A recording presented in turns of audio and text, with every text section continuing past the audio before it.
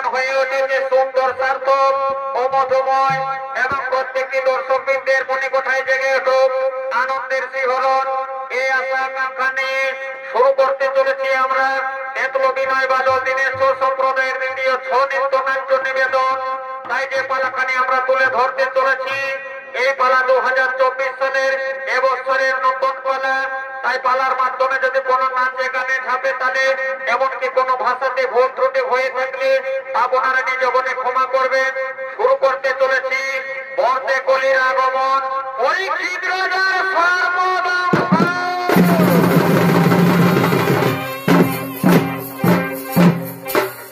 দাপর যুগে বদ্রীনাথ রাজ্যে ধর্ম স্থাপনা করেছিলেন রাজা যুধিষ্ঠির। এমন সময় মধ্যম পাণ্ডব তার পুত্র অভিমন্যুর স্ত্রী উত্তরা, এই উত্তরার গর্ভে জন্ম নিয়েছিলেন রাজন পরীক্ষিত এবং গর্ভে পালিত হচ্ছিলেন কৌরবদের নির্দেশে। একদিন অশ্বত্থামা এই উত্তরার গর্ভে ব্রহ্মবান মেরেছিলেন। এ ব্রহ্মবানের যারা সহ্য না করতে পেরে উত্তরা চিৎকার করে করে বলে, অবকে কোথায় আছো, আমার এই গর্ভের শিশু সন্তানকে রক্ষা করো, সে যেন আমার গর্ভের শিশু সন্তানকে হত্যা করতে চলেছে।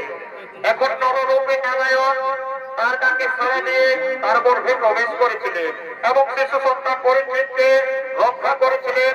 তাই মাননীয় দর্শক মন্ডলী, যে ব্রহ্মবান নিমেষের মধ্যে জলবায়ু পাহাড় পর্বত এবং সমগ্র পৃথিবীকে ধ্বংস করে দিতে পারে, সেই ব্রহ্মবানের হাত থেকে স্বয়ং নারায়ণের হাতে লালন পালন হয়েছিলেন রাজন পরীক্ষিতের। তাই তার কিভাবে স্বর্গের আঘাতে মৃত্যু হতে পারে আমরা ছৌ নৃত্যের মাধ্যমে তুলে ধরতে চলেছি। বর্ষে কলির আগমন পরীক্ষিত রাজার সর্বদাম।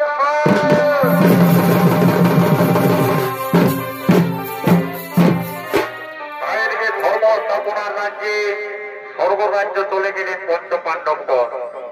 তাই এদিকে রাজা পরীক্ষিত চলেছে নিজ রাজ্যে বদ্রীনা নগরে।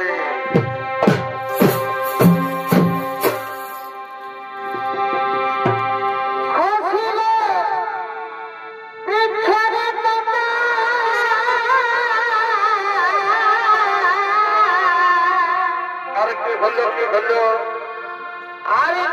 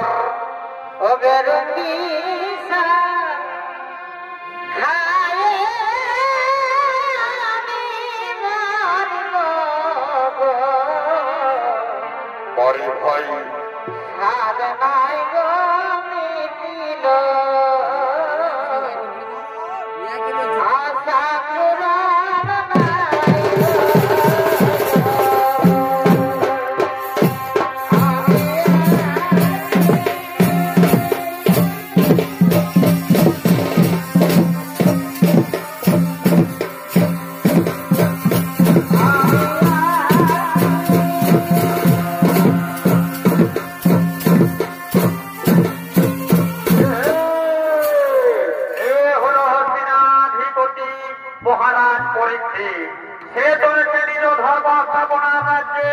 তাই এতক্ষণে পরীক্ষিত রাজার ভূমিকায় নৃত্য অভিনয় করে দেখাবেন উদীয়মান তরুণ নৃত্য শিল্পী মিঠুন সিং সরদার।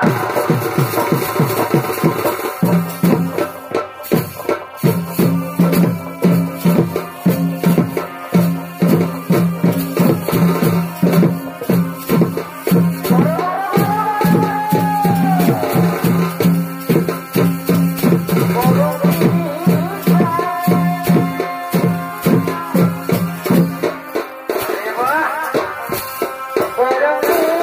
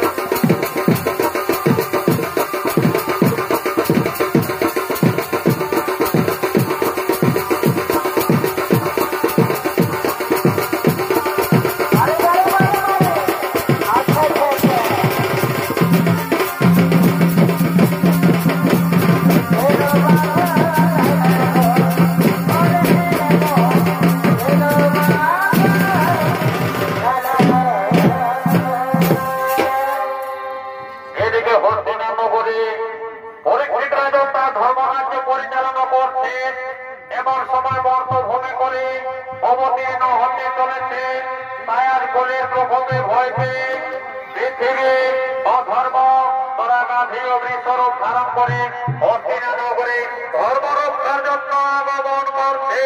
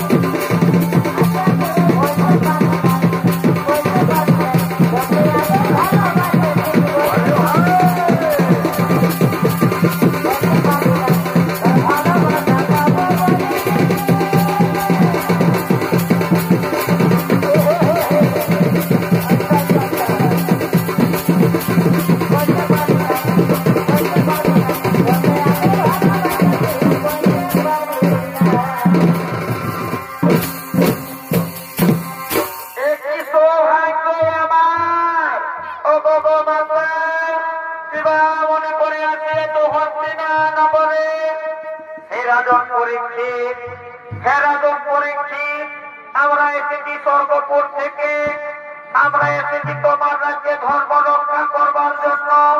ও ভগবতা, আমি সামান্য নররাজন, আমি নররাজন হয়ে কি প্রকারে ধর্ম রক্ষা করতে পারি মা? শোনো রাজন, তুমি যদি ধর্ম রক্ষা না করো তাহলে অনিষ্ট হবে, তুমি আমাদের ধর্ম রক্ষা করো। দেখি মাতা, আমি নিশ্চয় করব ধর্ম রক্ষা, কিন্তু আশ্চর্য হয় মাতা, তব পুত্র বৃষ সে নয় এক পদ্মা কেন? সে তো ছিল চতুষ্পতি, তার 4 পদ গেল কোথায়? শোনো রাজন, তাহলে শোনো তার পূর্বের বিবরণ। আমার পুত্র হলো 4 যুগের অবতার, আমার পুত্রের নাম ধর্ম, সে ভয়ভীত হয়ে স্বরূপ ধারণ করেছে। আমি হলাম পৃথিবী, আজ কলির ভয়ে আমি ধরলাম গাভীরূপ। আর আমার পুত্রের ছিল 4 চরণ, এই 4 চরণ ছিল 4 যুগ, যা ছিল সত্য, ত্রেতা, দাপর ও বর্তমান কলি। তাই সত্য, ত্রেতা, দাপর 3 যুগ শেষ হয়ে গেছে। অবতীর্ণ এক পদে আমার পুত্র বহু কষ্টে রয়েছে, তুমি রক্ষা করো, না হলে আমার পুত্রের ধর্মপথ থেকে আজ ভেঙে দিতে চলেছে মহাকলি। তুমি রক্ষা করো রাজন। হে মাতা, আমি নিশ্চয় রক্ষা করব, আমি তোমার পুত্রের শেষ পথটুকু আমি রক্ষা করব মা। নিশ্চয় কোনো অশুভ সূচনা হয়েছে অঘটন, ওদিকে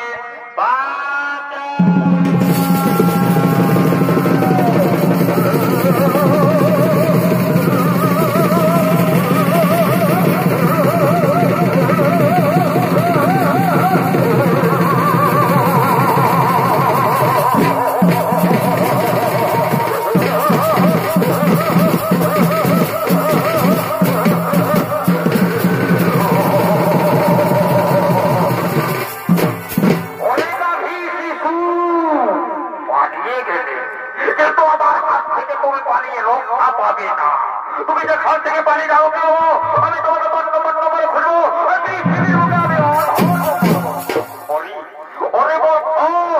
আমার ধর্ম স্থাপনা তাকে সে করিয়া সকলে হোক, বলো তুমি কোন আমার রাজ্যে কিবা হেত করে আগমন।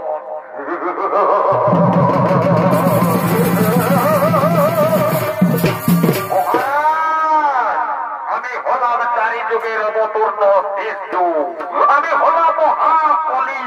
সত্য, ত্রেতা, দাপর 3 যুগ শেষ হয়ে গেল, আগত কলি যুগ। আর এই কলি যুগে আমি চাই কলি যুগ ঘটনা করবে। সকলে তা কখনো সম্ভব হবে না। আমার ধর্ম স্থাপনার রাজ্যে তোমার কোনদিন কলির সূচনা হবে না। তুমি চলে যাও, আমার রাজ্য থেকে তুমি দূর হয় না।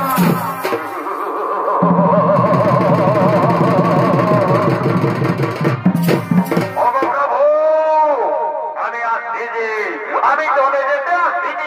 আমি এসেছি কলিযুগ সূচনা করতে, আমায় কলিযুগ সূচনা করতে দিন, অন্য সবার সঙ্গে তোর লিপ্ত হন। ওরে বলি তোর মনে বড় আমার সঙ্গে যুদ্ধ করবি, তাহলে আমায় যুদ্ধে আগে পরাস্ত করো, তারপর করিয়ে দেবে তোমার যুগ সূচনা।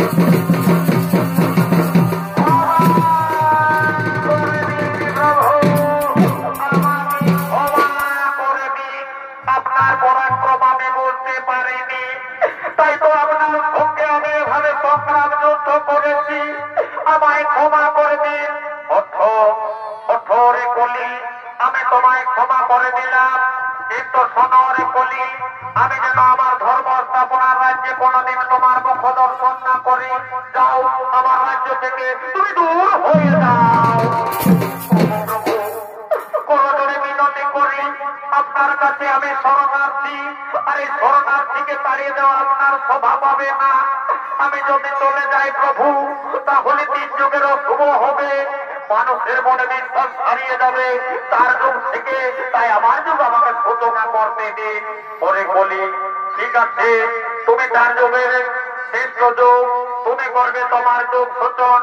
যাও আমি তোমাকে জায়গা দিলাম, তুমি থাকবে মনের আলোয়, তুমি থাকবে বেশ্যালয়, তুমি থাকবে কসাইখানা, যেখানে পাপী তাবেদের সংস্পর্শ সেখানে হবে তোমার স্থান। ওগো প্রভু, 70 দিন পরে 4 জায়গাতে স্থান, কিন্তু আমি 4 জায়গা ছিলেন পূর্বের উত্তরাধিকার। আমার নতুনকে সুবিশেষ জায়গা দিন, যেখানে যেন আমি মনের সুখে রাজ্যপাত করতে পারি। ওরে কলি, ওরে কলি, বলো তুমি কোন জায়গাতে থাকতে চাও? ওগো প্রভু, আমায় সত্য যদি জায়গা দেবেন প্রভু, তাহলে আমায় জায়গা দিন মরে, আমি যেন স্বর্গ রত্ন মণি মানব ধনে রত্নের উপর হয়ে আমার স্থান। ওরে কলি, তাই ভূমি তুমি ধনরত্ন মণি মানব স্বর্ণ রত্নের উপর তোমার হইবে স্থান। কিন্তু মনে রেখো, যে ধনরত্ন স্বর্ণ রত্ন মণি মানব চুরি করে মানুষ নিজের বলে স্বীকার করবে, যে ধনরত্ন মণি মানব চুরি করে মানুষ নিজের বলে স্বীকার করবে, সেই ধনরত্নের উপর হইবে তোমার স্থান। হে প্রভু, আমি এতটুকু সম্পত্তি পেয়ে আমি অনেক আনন্দিত। সোনরে কলি, আমার বিলম্ব হয়ে যায়, আমি যাই, আমার ধর্ম স্থাপনার রাজ্য সূচনা করতে হবে। হে প্রভু, আসুন আপনি, আসুন, আমি কলিযুগ সূচনা করব।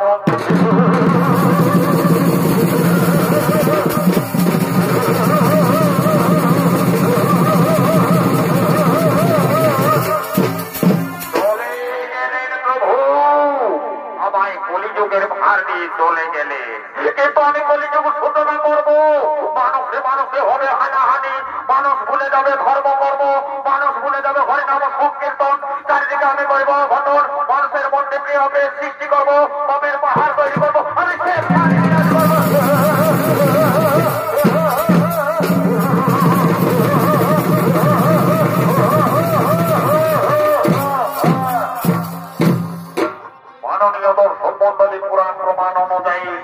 আমি কলিযুগের সূচনা হয়েছিল। তাই দিকে কলিযুগ সূচনা হয়ে গেল, আর ওইদিকে ধর্ম স্থাপনার রাজ্যে শ্রমিক মনে তার নিজ শ্রমিক তপস্যা করার জন্য আগমন করছে।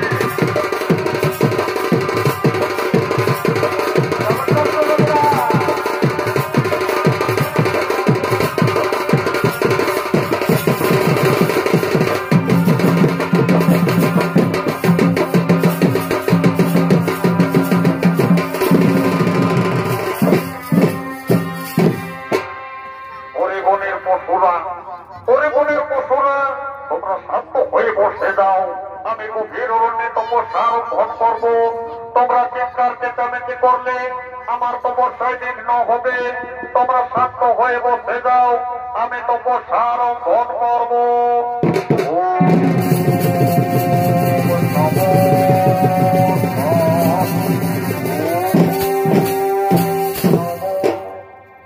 এদিকে শ্রমিক মনে তারা শ্রমে ধ্যানে মগ্ন হলে, আরো পর থেকে একদিন রাজন পরীক্ষিত তার হস্তিনাপুর রাজ্য পরিক্রমা করার সময় এক স্বর্ণমুকুট দেখতে পায়। তাই মাননীয় দর্শক মন্ডলী, সেই স্বর্ণমুকুট ছিল রাজা জরাসিংহের। সেই স্বর্ণমুকুটের প্রতি লোভ ছিল পাঞ্চালী দ্রৌপদীর, এবং সেই স্বর্ণমুকুট মহাবলী ভীম জরাসিংহ রাজাকে হত্যা করে এনে দিয়েছিলেন এই হস্তিনাপুরে। তাই একটি রাজন পরিক্রমা করতে করতে সেই স্বর্ণমুকুট দেখে সে উত্তরসূরি এবং নিজের পূর্বপুরী রাজনের ভেবে থাকে, তাই সে পরিধান করে। সঙ্গে সঙ্গে তার রাজ্য নষ্ট হয় এবং তার কলির প্রকোপ ঘটে। তাই কলির প্রকোপে আজ দিশেহারা হয়ে রাজন বনপথে মৃগয়া শিকার করার জন্য আগমন করছে।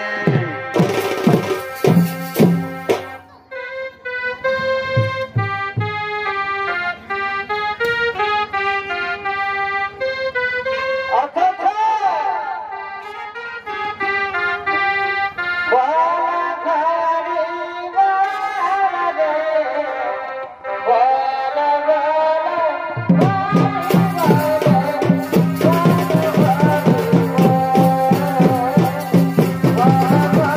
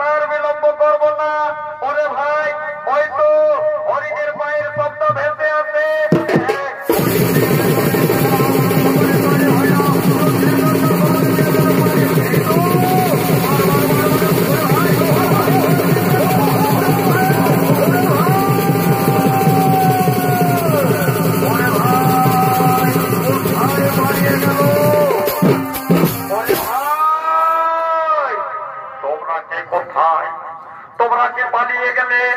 আমি গভীর অরণ্যে এসে পৌঁছিলাম। হাই রে, আমি তো গভীর অরণ্যে একাকি। এই গভীর অরণ্যে অনেক হিংস্র জন্তু জানোয়ার রয়েছে। না না, আমি বিলম্ব করবো না। ওই তো সন্ধ্যা ঘনিয়ে আসছে, আমি এখান থেকে পালিয়ে যাবো। কিন্তু কি, আমি তো নিরুপায়। আমার সর্বশরীর ক্লান্ত হয়ে আসছে, আমার বড্ড তৃষ্ণা পেয়েছে। কোথায় আমি পাই এক বিন্দু তৃষ্ণার জল? ওই তো এক কুটির দেখা যায়। আমি যাই, সেই কুটিরে আমি যাবো। আমি সেখান থেকে জল নেবো, আমি জল পান করবো, আমার তৃষ্ণা নিবারণ করবো। আর আমি বিলম্ব করবো না, আমি যাই সেই কুটিরের দিকে।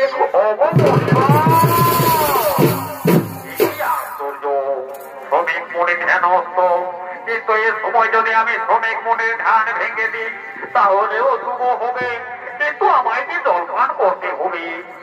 আমি কি করবো? আমি তৃষ্ণার জ্বালা সহ্য করতে পারি না। মনিবর, আমায় একটু জল দিন, আমি পিপাসা মেটাবো, আমি তৃষ্ণা নিবারণ করবো। না, আমার কথাটি তোর কর্ণপাত করলো না, তাহলে কি আমার জলপান করা হবে না? আমি কি তৃষ্ণা সহ্য করতে পারি না। বলে ও হকারী মনিবর, আমার রাজ্যে থেকে আমার কথা শুনবে না। ঠিক আছে, আমি এর উপযুক্ত শাস্তি তোমায় দণ্ড দেব। ওই তো আমি বিলম্ব করবো না।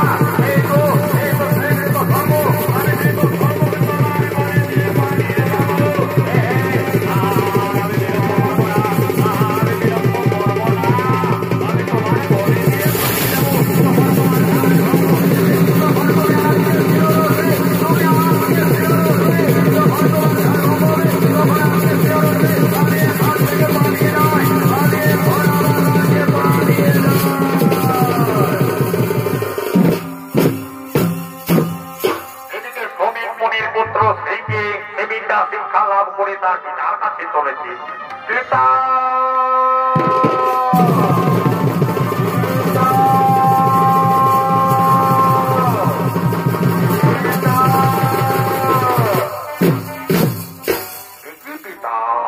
তোমার বলে কেন স্বর্গ? তাহলে কি তোমায় স্বর্গে দংশন করেছে? পিতা, না না, আমায় দেখতে হবে। আমি গিয়ে দেখছি সেসব। আশ্চর্য, এ তো মৃত সর্প, কিন্তু আমার পিতার বলে এলো কিভাবে? না না, নিশ্চয়ই কেউ করেছে আমার পিতার সঙ্গে প্রতারণা। আমি আর বিলম্ব করব না, আমি এক্ষুনি ধ্যান যোগে জেনে নেব। ও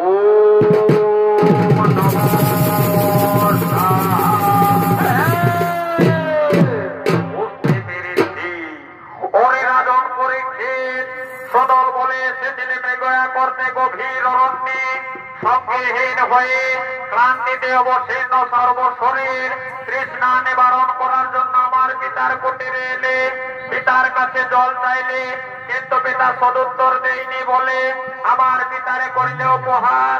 ওরে রাজন, আমি তোমায় অভিশাপিত করি, যাও, তোমার হইবে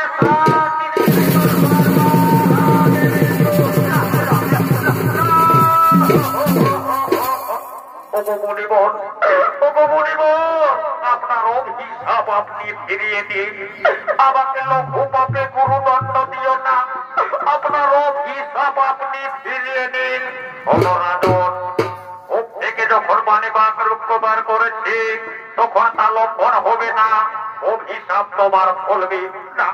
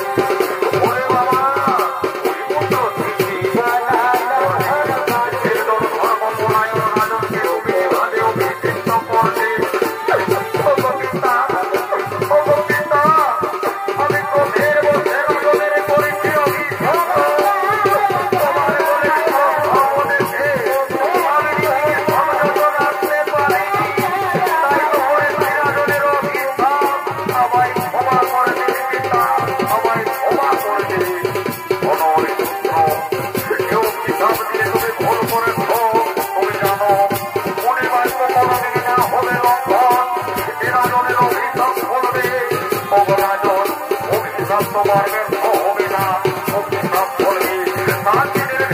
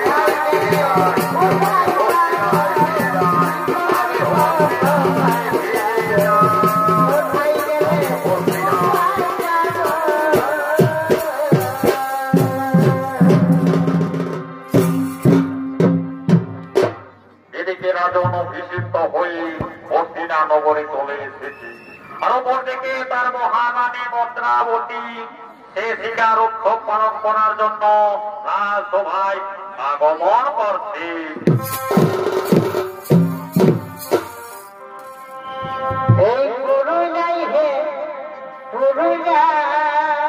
আর কি করল কি করল এ ভাই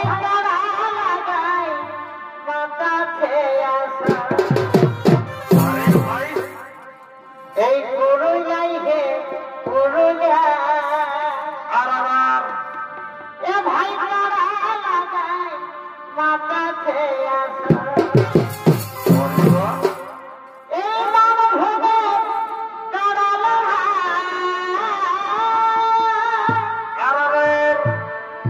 এই নাম ভোগে তারা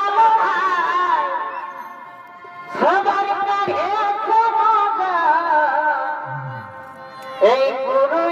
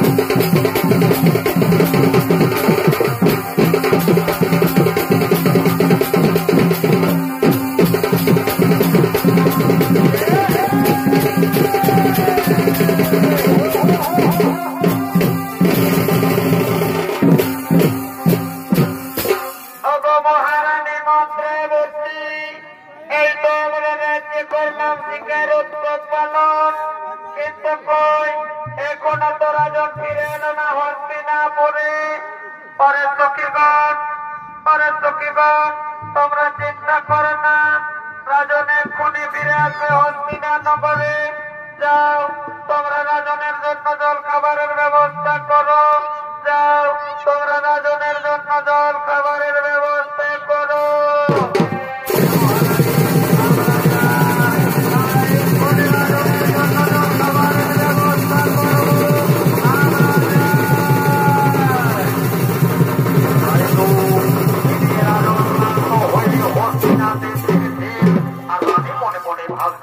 তাই তো এখনো তো রাজন এলো না রাজসভায়। তাহলে কি রাজার কোনো বিপদ হয়েছে? না না, আমি একটি চিন্তা করছি। নিশ্চয় রাজন ফিরে আসবে এক্ষণে। রানী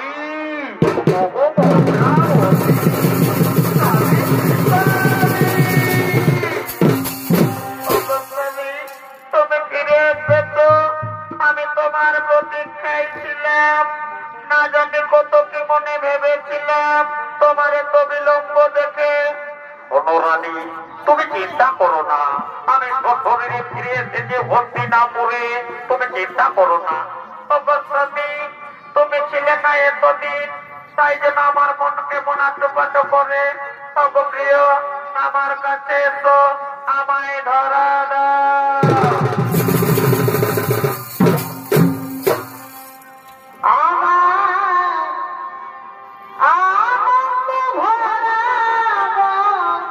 আর কি হলো?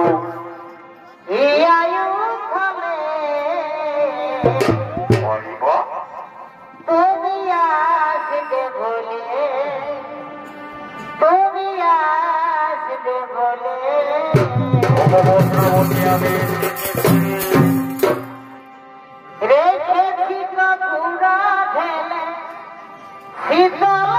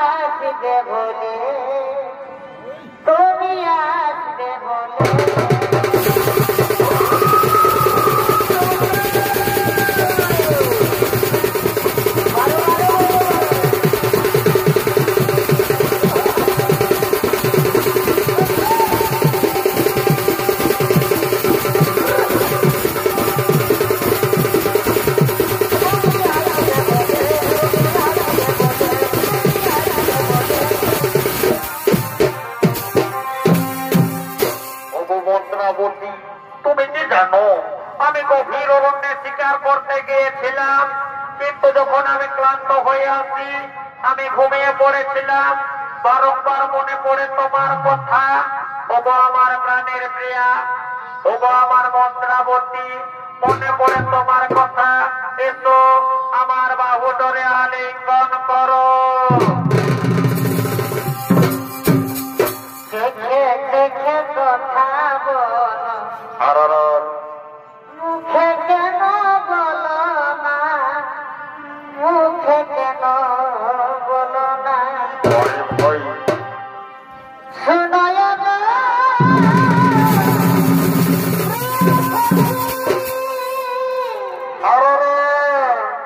শয়নে স্বপ্নে দেখি তোমায় না দেখে আমার, এগো তোমায় না দেখে আমার ঘুমে আসে না। দেখে দেখে কথা বলো, মুখে কেন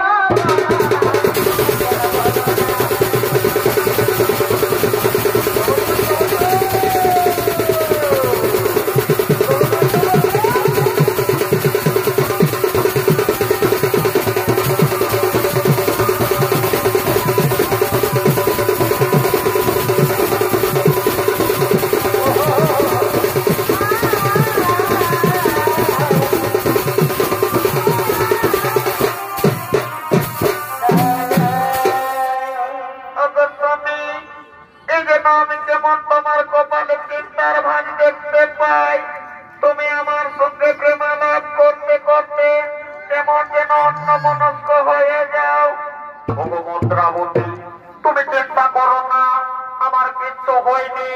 আমি ক্লান্ত হয়ে এসেছি, তাই একটু মনে মনে আমি ভাবছিলাম।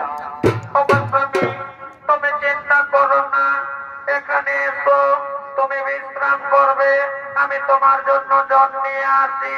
হে মুদ্রাবতী, তুমি আসবে তো আমার জন্য জল নিয়ে?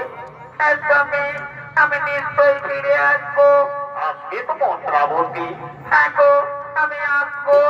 আসবে তো? হ্যাঁ, আসবে তো, আসবে তো। এদিকে রাজন বারংবার মনে পড়ে সেই ব্রহ্ম সাপের কথা। তাই রাজনের রাজকুটির নির্মাণ হলো। সেই কুটিরে রাজন বিশ্রাম করছে এবং কুটিরের আদেশ তার একান্ত অনুগত ছাড়া সেখানে কেউ প্রবেশ করতে পারে না। তাই ওদিকে বিপ্রবেশী ব্রাহ্মণ তক্ষক রূপে সেই ব্রাহ্মণের রূপ ধারণ করে রাজার দরবারে আগমন করছে।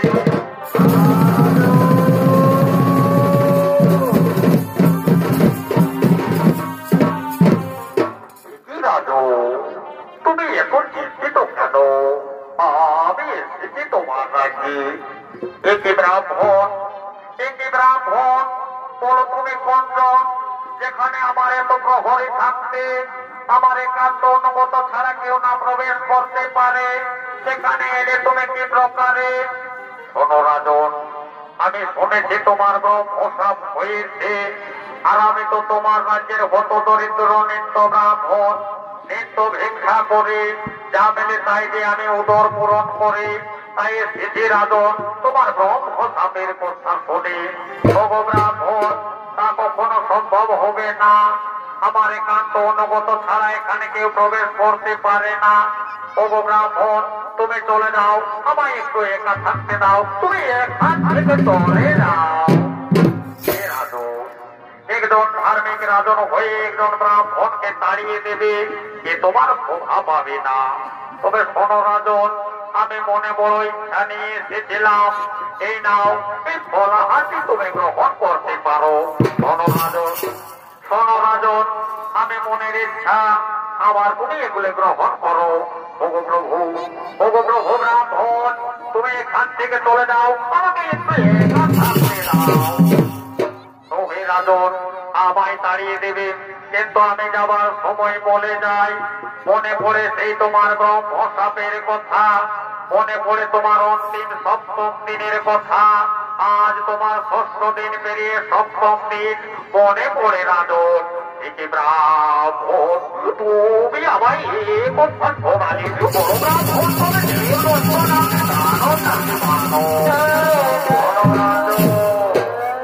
আমি হলাম তোমার কাজ।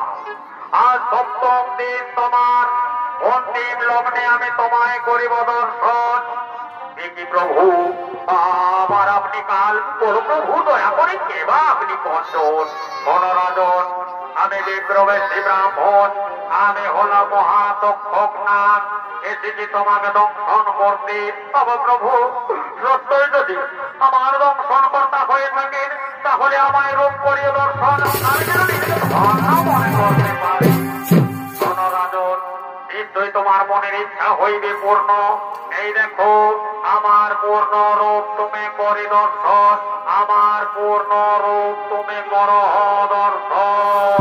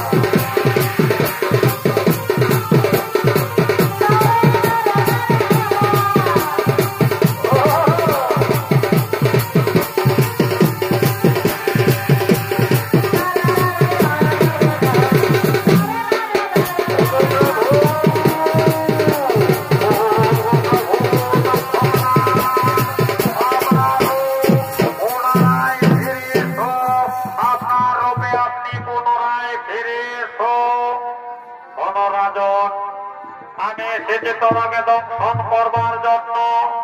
আমার কর্মে তুমি বাধা দিও না, আমায় দংশন করতে দাও। ওগো প্রভু, সত্যই যদি আমায় দংশন করবেন প্রভু, আমার অন্তিম ইচ্ছা করিও পূর্ণ। আমার শেষ প্রণাম নিও ঠাকুর, আমার শেষ প্রণাম নিও।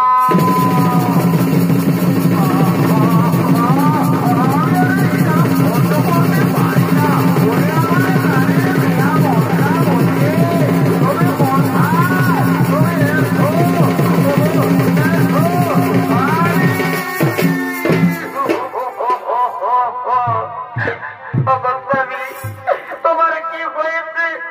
তুমি এত চিৎকার করে করে আমায় ডাকছো কেন? অবশ্যই তোমার কি হয়েছে? তুমি আমায় কথা বলো না গো। অবশ্যই এই তো তুমি কথা বলছো না কেন? তোমার কি হয়েছে? এই তো সর্বশরীর নীল হয়ে আসছে, কপালে সর্বের আঘাতের চিহ্ন। না